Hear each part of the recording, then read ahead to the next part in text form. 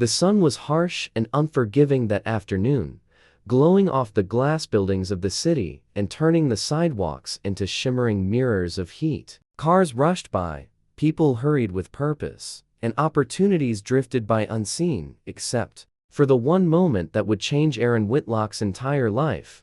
He had been on his way to the most important job interview he had ever secured, wearing the only pressed white shirt he owned and holding a RSUM he had rewritten at least 20 times. His heart was pounding with hope, fear, and the weight of everything he wanted to become. But just as he crossed Weston Avenue, he saw something that shattered all that focus in an instant. A young woman stumbling onto the crosswalk, collapsing to her knees as if the world itself had given up beneath her. Her long blonde hair fell across her face, her red dress catching the sunlight as she struggled to breathe. People walked past her as if she were invisible, their eyes fixed on their own lives. Aaron stopped mid-stride, his decision made in the space of a heartbeat. If you believe kindness still matters, if you believe second chances come to those who choose what's right, then make sure to like, comment, share, and subscribe to. And before the story continues, tell us in the comments where you're watching from. Your place might appear in a future story. Aaron rushed to the girl's side. Her name, he learned later, was Harper Lane, but in that moment, she was simply a terrified young woman struggling to stay conscious. He lifted her gently, helping her to her feet, noticing how her pale hands trembled as she tried to steady herself. Sweat beaded on her forehead despite the warm breeze, and she whispered that she felt dizzy, that she hadn't eaten since the night before. Her voice was barely audible. Aaron guided her to a nearby bus stop bench, shielding her from the midday glare with his own body. He offered her his water bottle, helped her breathe, and waited until her strength slowly returned.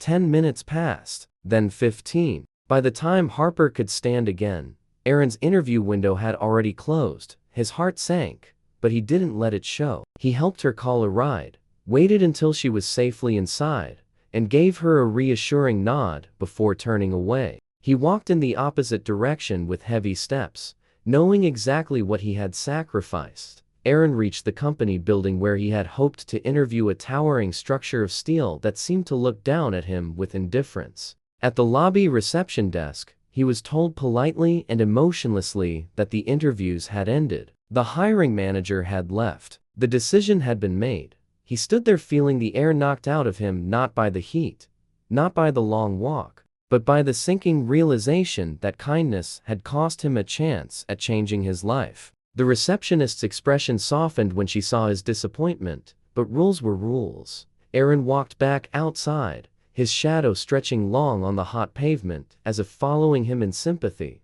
For the next week, Aaron returned to his routine of small part-time jobs, delivering packages, cleaning a storage facility at dawn, and sorting inventory in a dusty warehouse. He never mentioned anyone what had happened. He didn't regret helping the girl. He simply regretted that the world didn't reward moments like that. Bills piled up. His hopes dimmed. He wondered if he was destined for a life that never seemed to rise above survival.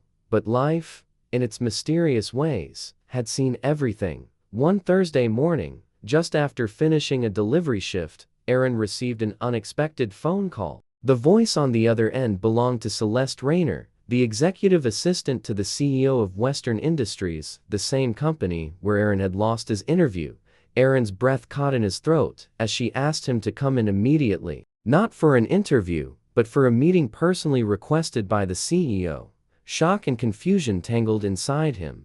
Had they reconsidered? Had they heard something about him? Nervously, he boarded the bus and rode to the glittering headquarters. The CEO's office was vast, with floor-to-ceiling windows overlooking the cityscape, sunlight pouring across polished floors. Behind a mahogany desk sat Vincent Lane, a man with sharp features softened only by the tired, worried lines around his eyes. He stood when Aaron entered, offering a firm handshake that held unexpected warmth. On the sofa beside him sat Harper, the girl in the red dress. She looked healthier now, her blonde hair neatly tied, her posture strong. When she smiled at Aaron, it wasn't the smile of a stranger, but of someone who had been waiting to thank him properly. Vincent explained everything. Harper wasn't just anyone. She was his daughter, She had been under immense pressure due to a project disaster at the company, had barely slept, had forgotten to eat, and had been on her way to confront a mistake she feared might cost her father's reputation. When she collapsed, she had been overwhelmed mentally and physically.